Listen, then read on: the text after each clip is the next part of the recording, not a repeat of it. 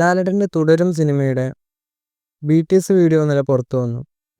സിനിമയുടെ ഒഫീഷ്യൽ ടീസറൊക്കെയാണ് പലരും പ്രതീക്ഷിച്ചത്. എന്നാൽ BTS വീഡിയോ ആണ് ഇന്നലെ പുറത്തു വന്നത്. സിനിമയുടെ ഭാഗത്തുനിന്ന് ഒരു ടീസറോ ട്രെയിലറോ ഒന്നും ഇതുവരെയും പുറത്തു വന്നിട്ടില്ല.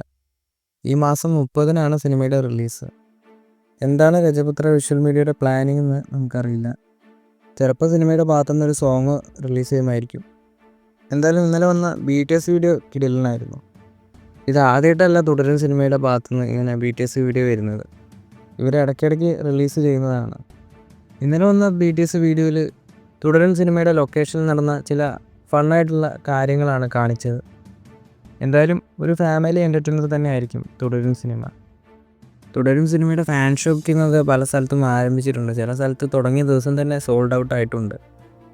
എന്തായാലും തരുൺ മൂർത്തി ലാലേട്ടനിലെ നടനെ എക്സ്പ്ലോർ ചെയ്യുന്ന തരത്തിലുള്ള ഒരു സിനിമ തന്നെ ആയിരിക്കാം ഒരുക്കി വെച്ചിട്ടുണ്ടാവുക. എന്തായാലും തുടരും സിനിമയുടെ മറ്റ് അപ്ഡേറ്റുകൾക്കായിട്ട് നമുക്ക് കാത്തിരിക്കാം.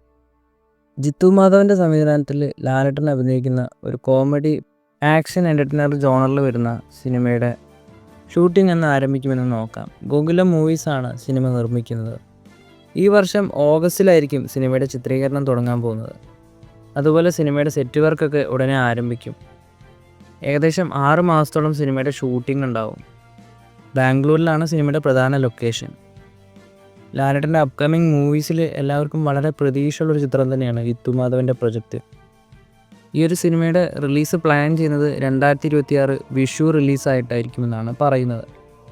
കൂടുതൽ ലാലേട്ടൻ സിനിമകളുടെ അപ്ഡേറ്റുകളുമായി നമുക്ക് മറ്റൊരു വീഡിയോയിൽ കാണാം.